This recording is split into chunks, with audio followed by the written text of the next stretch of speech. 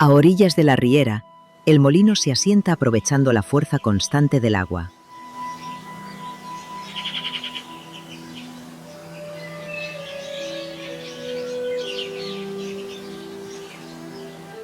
Al caer con fuerza, el agua golpea las palas del rodete y lo hace girar. Este movimiento transforma la energía hidráulica en energía mecánica, que se transmite hacia arriba a través del árbol, el eje vertical del molino. Cada pieza tiene una función precisa. Del pañ a la aguja, del dado a las aspas, todo forma parte de un ingenio perfeccionado a lo largo de los siglos. El movimiento del rodete llega al espacio de molienda.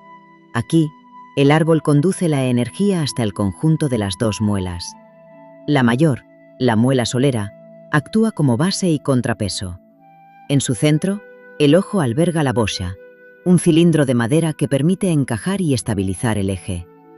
A su vez, elementos como el anllagador o el colferru forman parte del mecanismo de soporte y ajuste, favoreciendo la estabilidad y el buen funcionamiento del conjunto. Sobre la muela solera se coloca la muela volandera.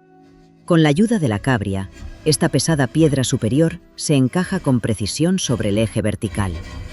Cuando el árbol gira, la muela volandera también entra en movimiento e inicia el proceso de molienda.